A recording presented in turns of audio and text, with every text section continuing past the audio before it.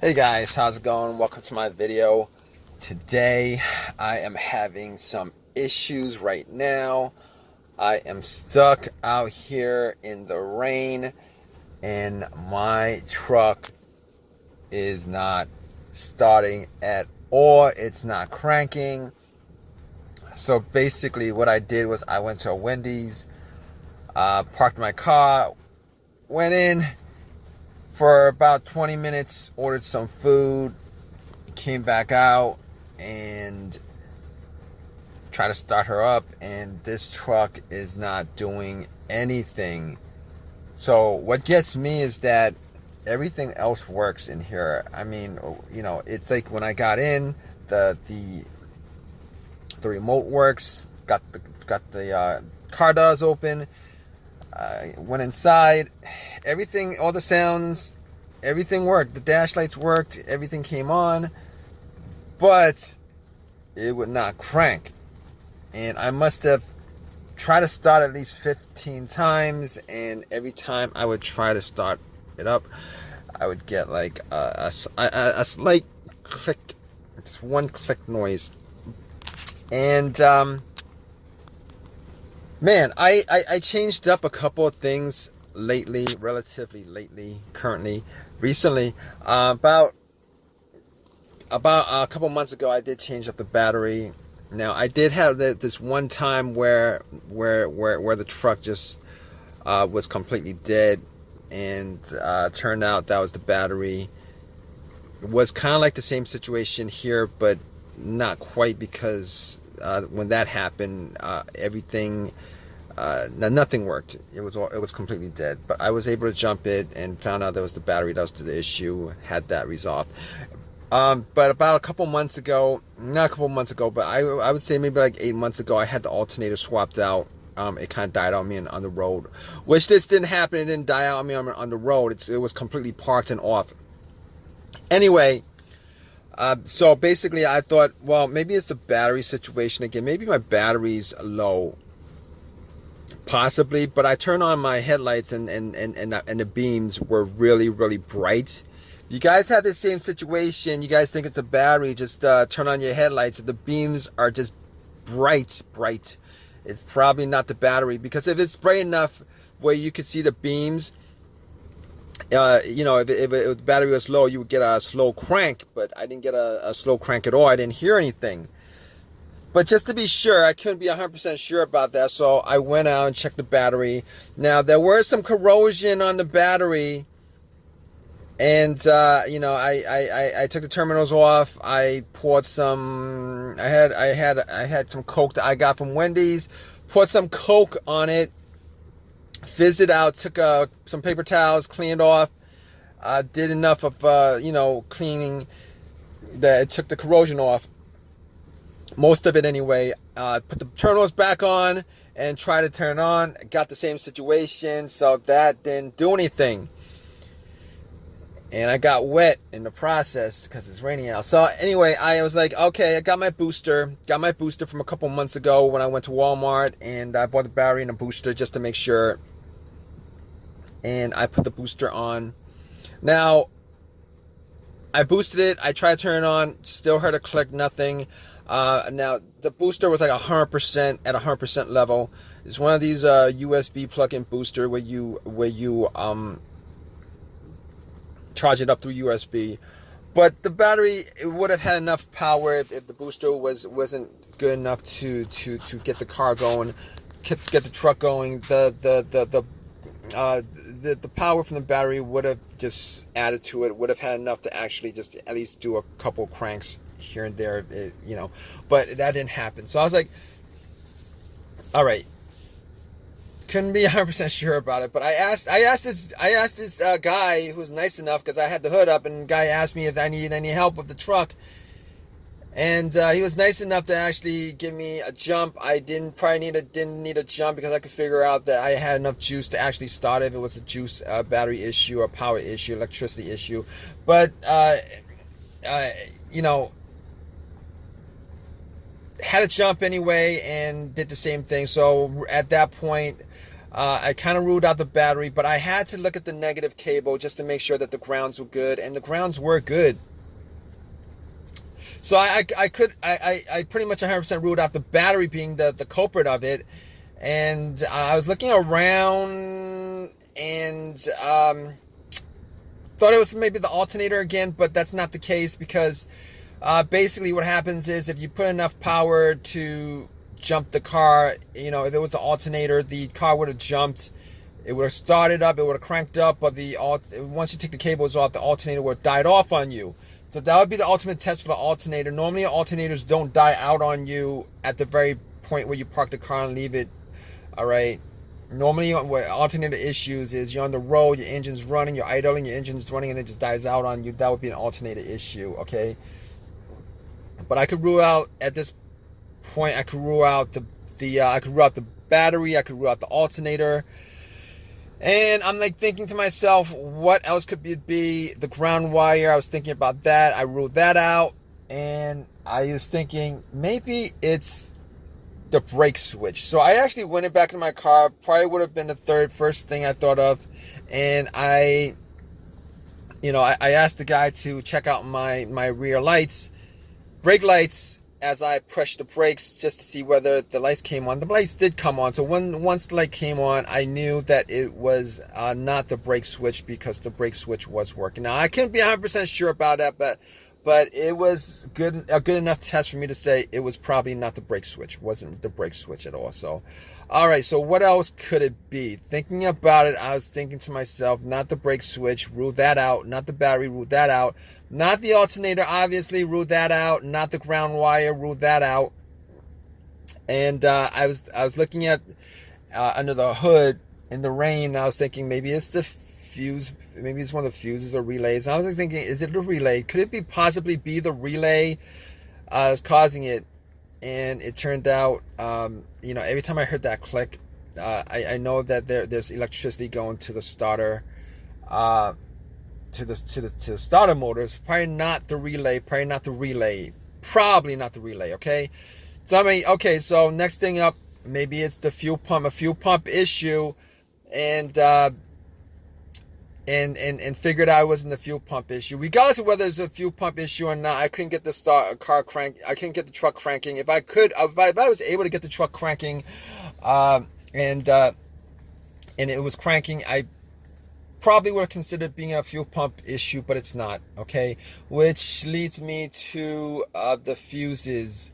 I was checking out all the fuses just to see whether there was any fuses that were burnt, and could not make any kind of difference as far as the fuses were concerned.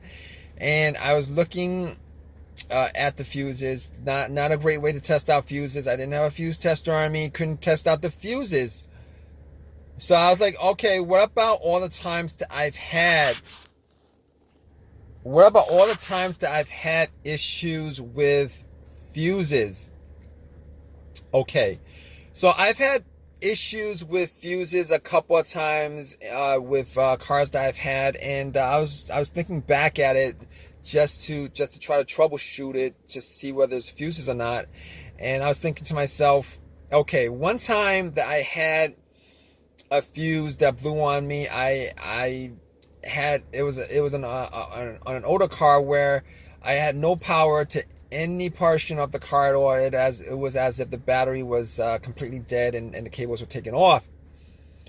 And it turned out to be the main fuse that was the issue, where the main fuse blew and it was not connecting the battery to the fuse box itself. Unfortunately, I'm saying unfortunately because I wish that was the issue, because if that was the issue, it would have been an easy fix. I would have just probably taken a Uber to the next AutoZone, gotten a fuse, and just pop it in. Or I could have just do a little connection between the fuse for a little bit. But that wasn't the case. That's not the case here, because I'm getting power to everything. I'm getting power to everything. So that's not the case here. Now, the other fuse issue that I had was, I was able to crank, but it just wouldn't turn over. I was able to crank, it wouldn't turn over. And I did realize at that at that point on the car that I had previously with that issue was that it was either the fuse to the fuel pump or the car's computer that was blown. And once, and I had a fuse tester to test that out. It was one of those two things, and I was able to figure out that it was a blown fuse and swapped out the fuse, and the car started. The car that I had with that issue started without a problem at all. So basically, I'm down to like pretty much one thing right now. I was thinking maybe it could be the car's computer. Maybe there was an issue with this truck's computer. Maybe that was the issue here. Maybe the truck's computer was having issues or something like that. And I didn't have a fuse tested to test out the fuses, but I was able to connect an OBD2 reader, and one of these cheap old OBD2 readers that I bought from AutoZone, from Walmart actually, for like $19, just to give me a simple reading.